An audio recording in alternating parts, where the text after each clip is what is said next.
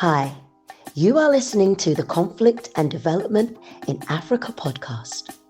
This podcast is for policymakers, governments, researchers, students, businesses, and anyone that is interested in conflict and development issues in Africa. On this podcast, we hear from experts from across Africa and the world.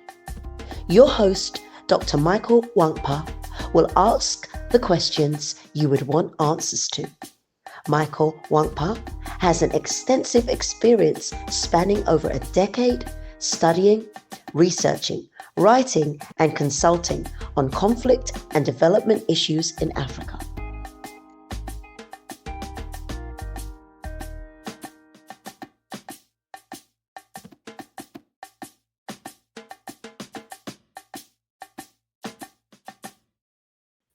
Hello and welcome to another episode of the Conflict and Development in Africa podcast. I'm your host, Dr. Michael Nwankpa. Today we're going to be discussing the recent escalation in the Sudan crisis. I'm joined by a special guest and a returning guest, Dr. Salah Ben Hammou. Salah is a postdoc associate at the Edward P. Jerijan Center for the Middle East at Rice University in Houston, Texas.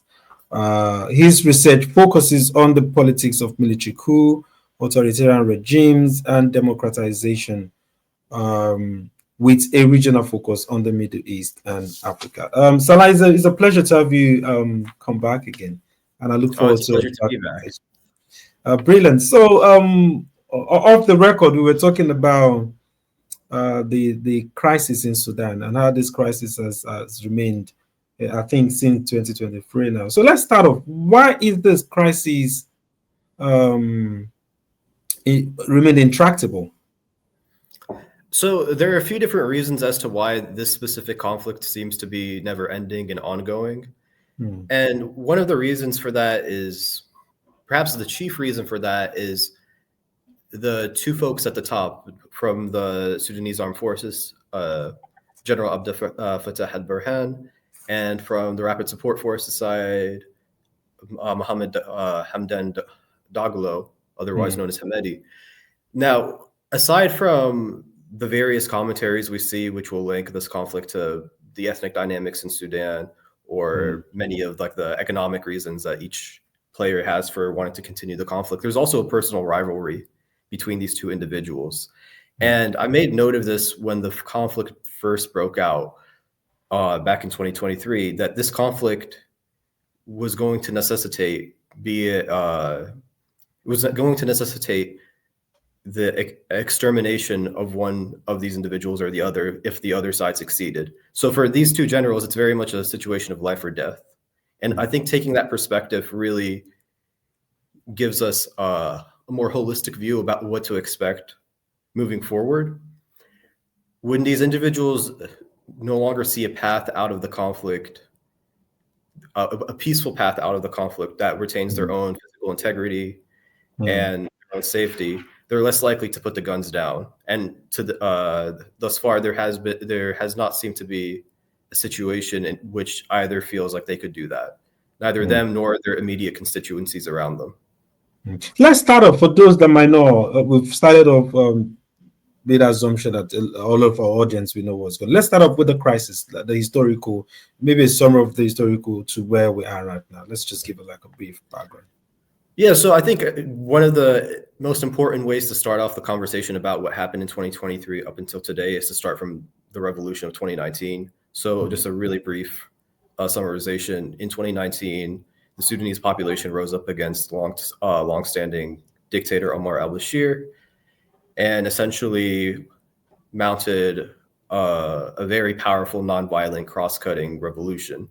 This revolution sparked a military coup from insiders within Bashir's regime to topple him. So once Bashir was out of the way, the power shifted to the armed forces, as well as the powerful paramilitary group, the Rapid Support Forces. Now, historically in Sudan, the armed forces have been a pivotal political player. There have been several coups throughout Sudan's history and several military regimes. So this was looking like another iteration of that. The difference is that now you had the Rapid Support Forces, which were formed under al-Bashir's reign as almost like a coup-proofing mechanism against the armed forces. But they had originally also been composed, but they are also composed of the Janjaweed militias, which had committed various atrocities in Darfur in the early 2000s.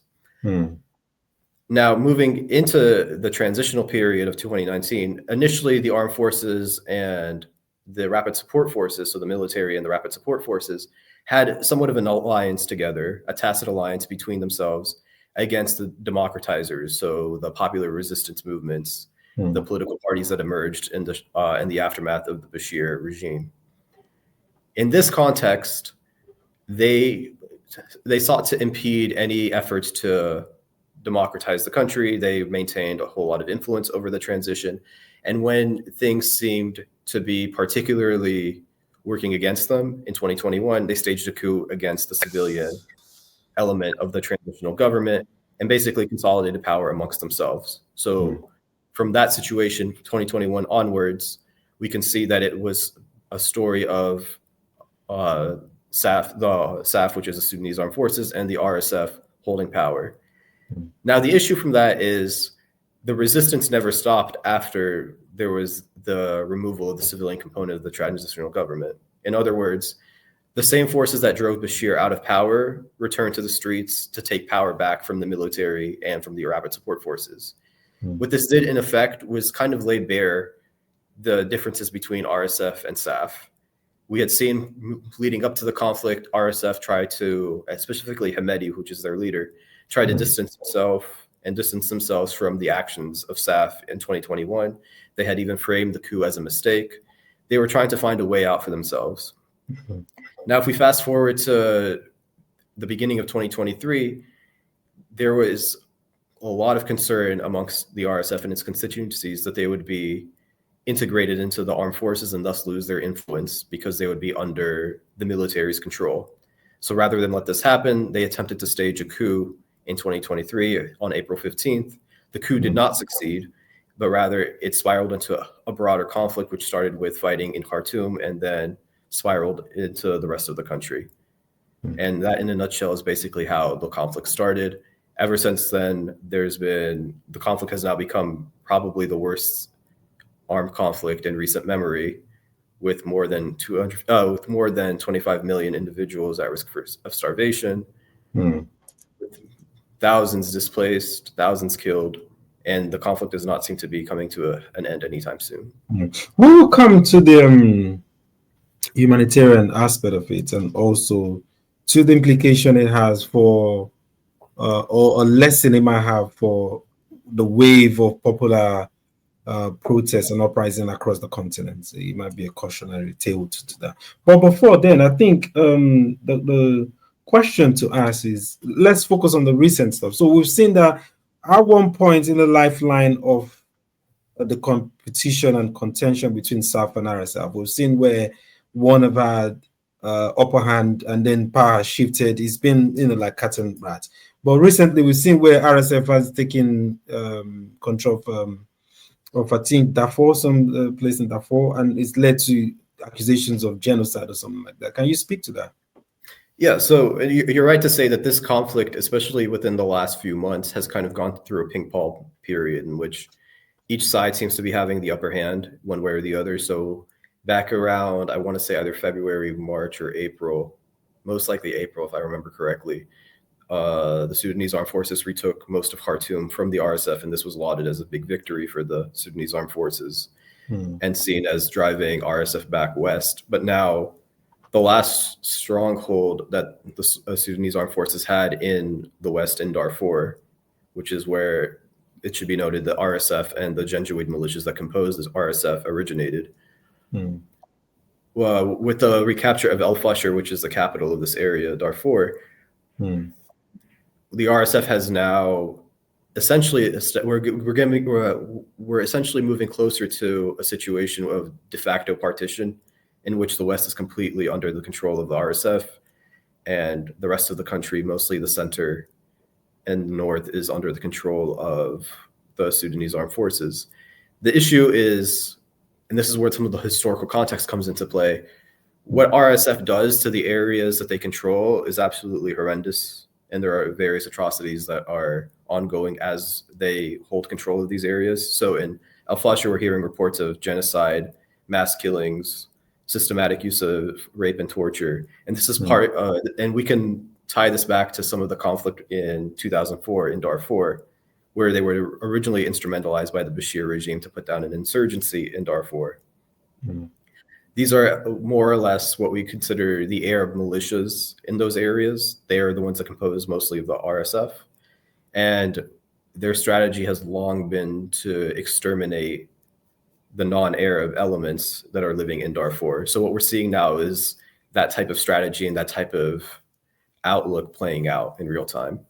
And that also kind of like broadens the overall, or that complicates or makes it complex. They either like the kind of like simple explanation you've presented at first between power grab between Hemeti and Abohan.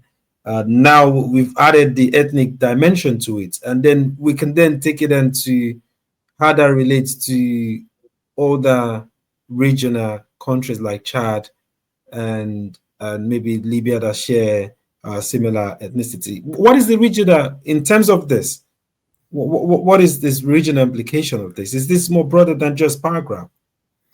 So there's one thing to be noted specifically when we talk about the regional dynamic here is that the RSF's fighters are not all from Sudan specifically. Like many of their co-ethnics in Chad and parts of Libya also fight within the RSF. And this specifically, and if we read earlier reports of what RSF did when they were in control of Khartoum as well, is they were literally bringing folks who were their fighters either from the West, part of their same ethnic group, or outside from Chad and elsewhere, and repopulating them within the homes as they were emptying out the homes of individuals who already lived in Khartoum and basically placing their fighters there. So there is this almost displacement effort going on. And so if we think about it at a regional level, there are regional factions associated with this, given the ties that each side has to various players within the region. The most important one to me in this context is probably going to be the RSF's ties to its co-ethnics elsewhere in the region. That's very interesting. And then again, that also ties into how the journeys or how weapons, because we had these people armed. Who is arming the RSF? Who is arming SAF? So there are a variety of different actors across not only within Africa but also the Middle East and elsewhere that contribute to the trading of funds within the conflict in Sudan, and these predate the conflict as well. Like these ties have been long-standing before the fighting in 2023 started. So you'll have some support from the Egyptian side, some from the Gulf, some from elsewhere. And they're all essentially like in various capacities funding the flow of weapons into the country. But again, as I mentioned, this flow had predated the conflict. So they're also drawing on pre-existing reserves that they've had. By the time the conflict started, and a lot of folks, and this is something that's missed by a lot of folks, the RSF was already very close to being, if not surpassing, the fighting capabilities of the Sudanese armed forces. The RSF was already a very powerful paramilitary group that had access to weapons, that had access to its own coercive resources that could challenge the military. That's what also makes this conflict so unique. It's very rare that you'll have these paramilitary groups or coup-proofing agencies that are just as strong as the national military. There are very few cases that come to mind with something like this. And then again, that also brings to. So okay, let me ask the question. Speaking of how they started the recent stuff, and looking at the role, how the yearnings of the people for a change, for democracy, has then, the trajectory to where we are right now. And then we're seeing similar thing. We had this conversation last time when we look at the case of Madagascar, and how for some way the military has hijacked that now in a way. We've seen in Burkina Faso, in the Sahel, and all of this stuff. And we'll see, youth, Gen Z, youth rising everywhere. So how does this feature in that wider event that is happening across the continent? Should we be cautioned? Should it be like a cautionary tale to? Yeah, so I think there's a few different elements here that are really important to point out for other popular revolutions, specifically the ones that target longstanding autocracies.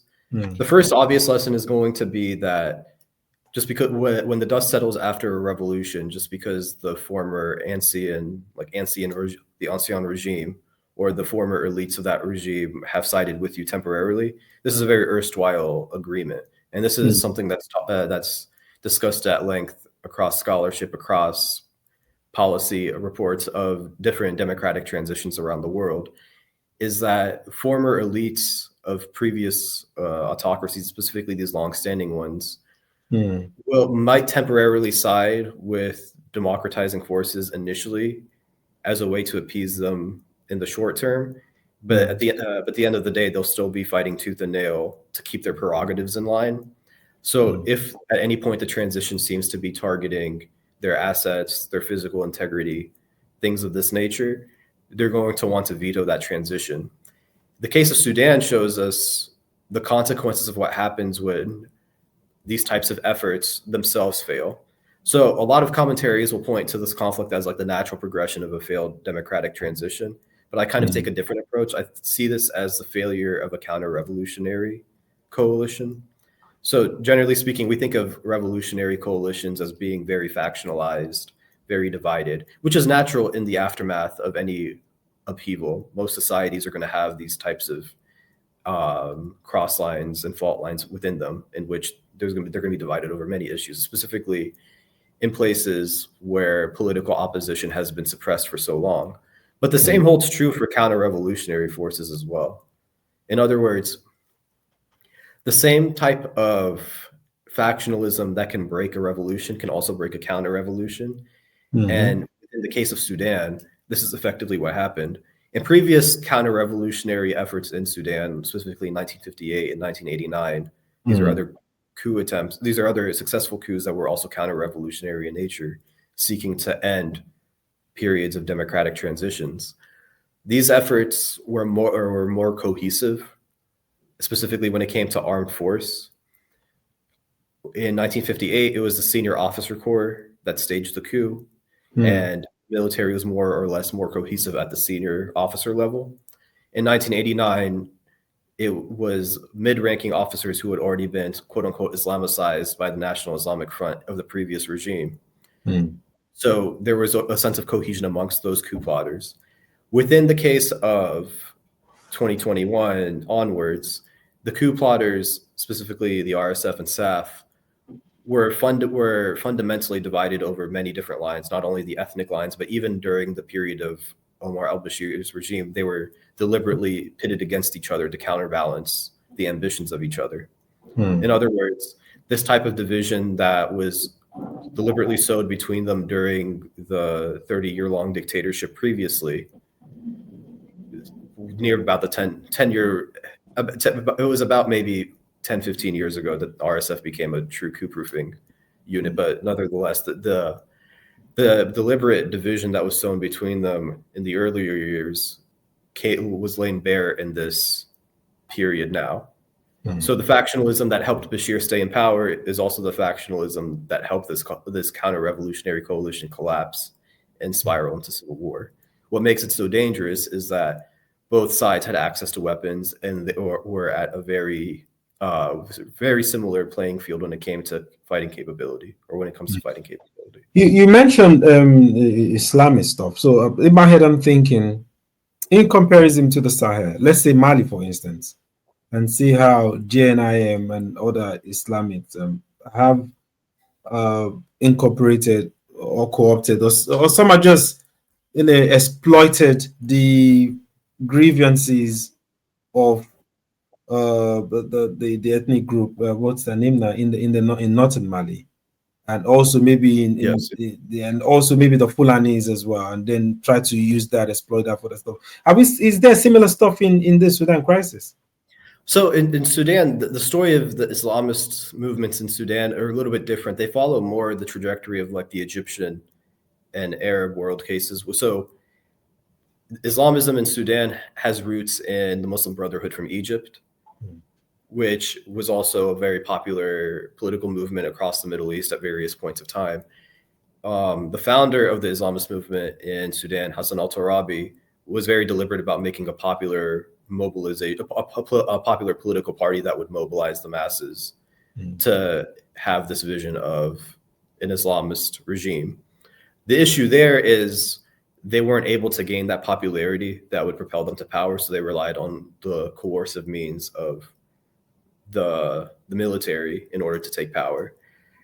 To the extent that the Islamist conflict, or that the Islamist element has fueled any conflicts in Sudan, many of the conflicts that we saw featured in Darfur had some of this Islamist element. So former disciples, in a sense, of Torabi were fighters in Darfur that followed more his vision once he was ousted from political power in the late 90s.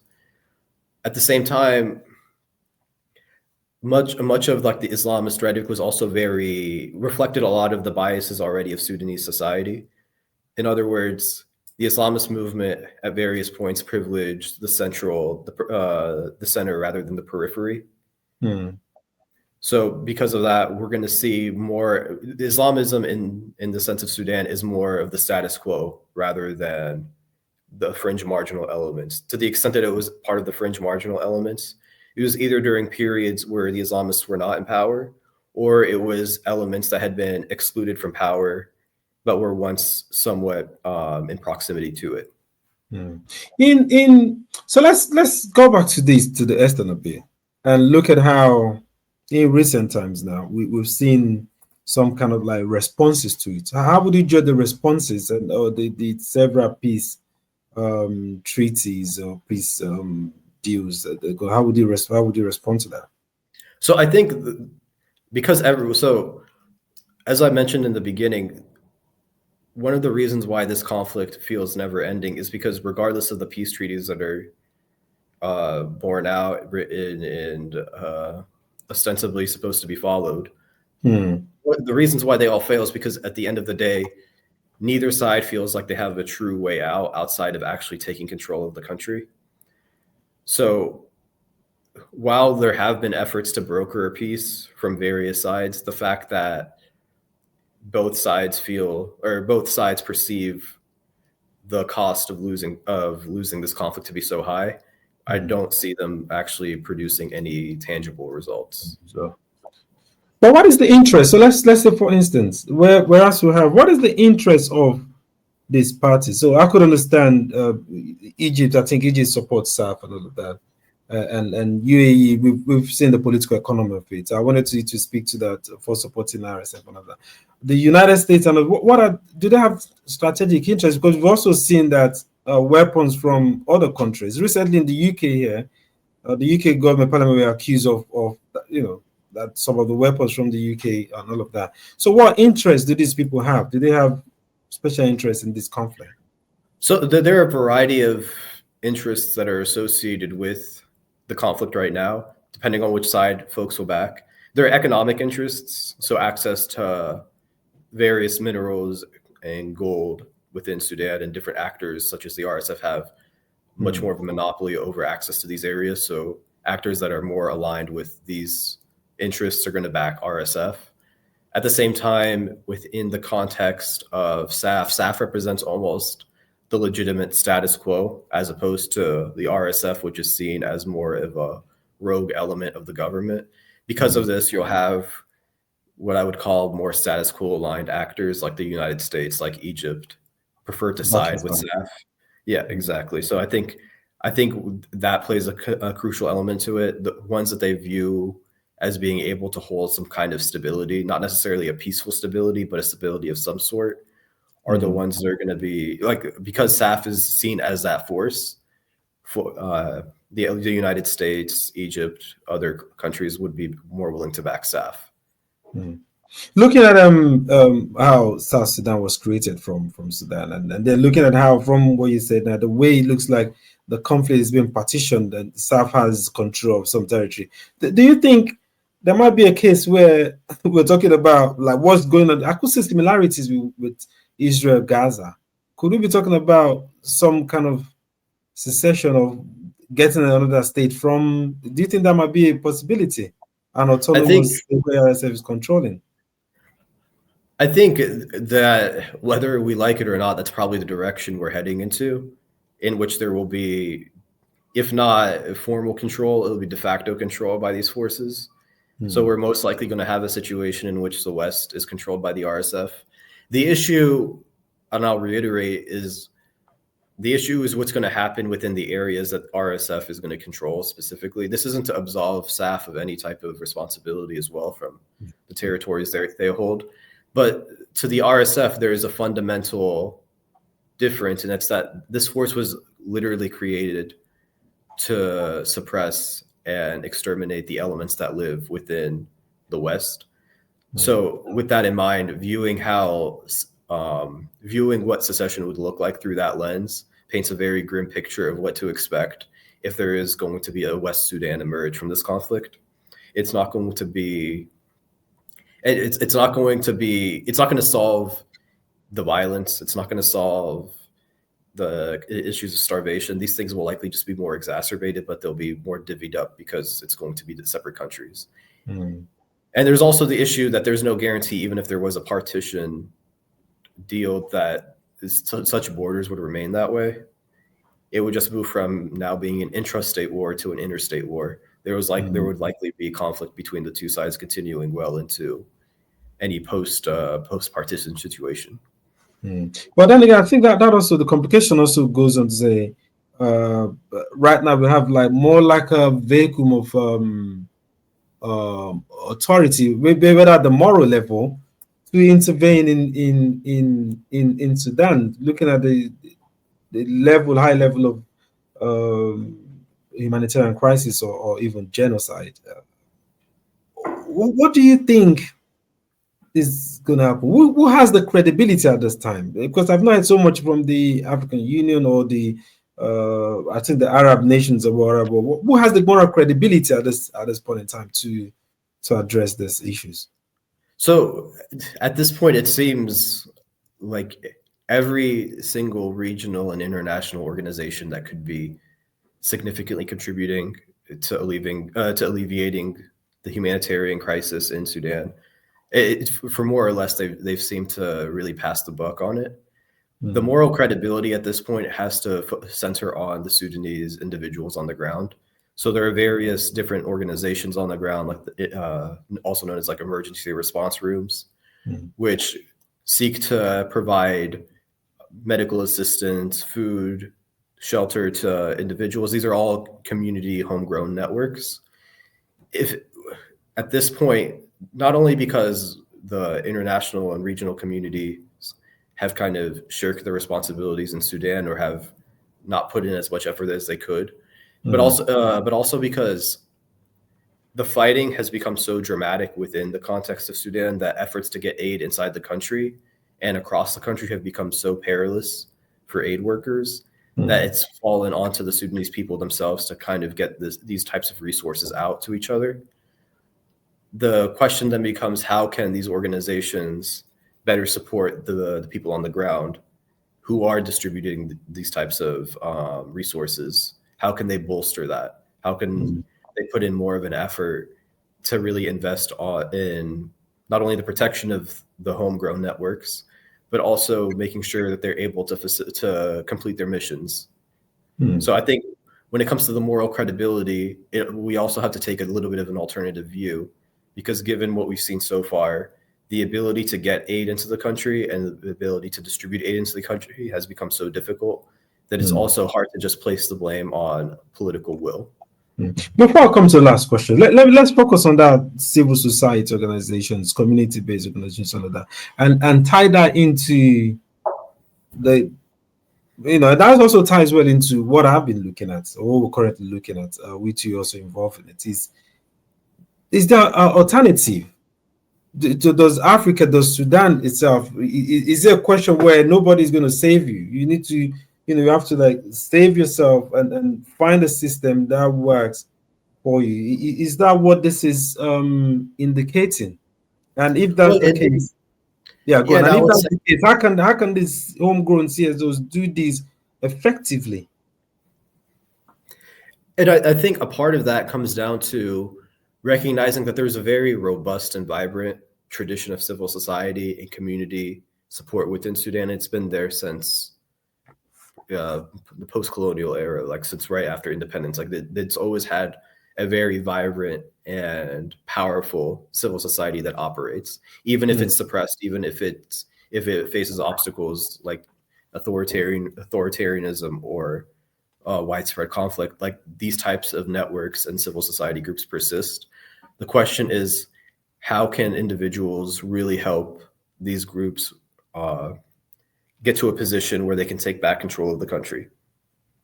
So it's not like in other cases where you'll have, for instance, like after like in a post-colonial period, you'll have like one long-standing dictatorship that doesn't allow civil society to emerge at all. Like Sudan has had various periods of civil society really flourish and emerge in between all these periods of authoritarianism.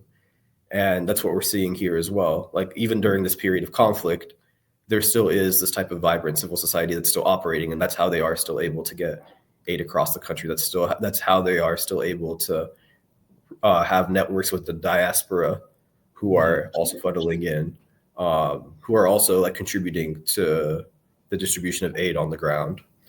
So the question then becomes, how can we prop up this alternative in the face of these armed actors? And that's where the organizations that should have the type of moral credibility or the capacity should step up, is to really help these forces on the ground come to the forefront. Interesting. Let's come to the last question and have a more broad outlook and say, well, every conflict must come to an end, like they say, no matter how. So how does this conflict end? And if it ends, and when it ends, what kind of society or what kind of system do you think will emerge, if you can predict? So making predictions is always difficult when it comes to things like this, and I usually try to avoid them. But if based off the current image we have now, like I've been alluding to in previous answers, like I think partition is probably what's going to happen, which bodes really unfortunate for the types of systems that will emerge after it. I do not see a situation in which either in the center where Khartoum is located, in the surrounding areas, or in the West, any type of inkling of a democratic system or a stable system will emerge. If things are going on their current trajectory, that then begs the question, how can we get off the current trajectory that we're on? And that's the big thing for me, is how do we move away from the current path that the country is on, and how do we steer it into another direction? Part of it is going to be finding a way out for the individuals who are involved in the conflict. There's also likely a question of, what do you do in a post-conflict situation with the fighters that committed atrocities? And there's many instances where there are a variety of answers that are available in other conflicts. I think this conflict is going to be a little bit different just because of the scale of the atrocities that were undertaken, and the scale is unprecedented. Like there are very few conflicts that measure up to what's happened so far. So a lot of this is going to depend on what do we do with the forces that were fighting during the conflict. Interesting. Well, Salah, it's been a pleasure again to have you come and speak on this recent crisis that has, like you say, been described as one of the world's largest humanitarian crisis so far, and one that hasn't received the kind of attention that it should receive. But we're very grateful for your rich insights, and as usual, thank you, and keep you posted. Thank you so much. Thank you so much for having me. Yeah, I'll be in touch shortly with as I've discussed, and we'll proceed with our other engagements. Sounds good. Thank you Cheers. so much. Yeah, have a great day. Enjoy. Thank you. Bye.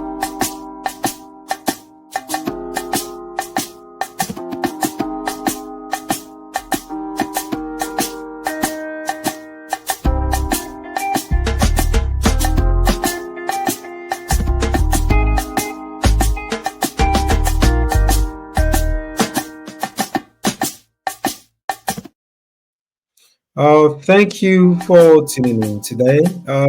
Help me as usual to thank our guests, our returning guests, a very knowledgeable Dr. Salah Ben Hammou, for his rich insights into the Sudan unfortunate and Sudan crisis. For now, stay blessed, and I'll see you shortly.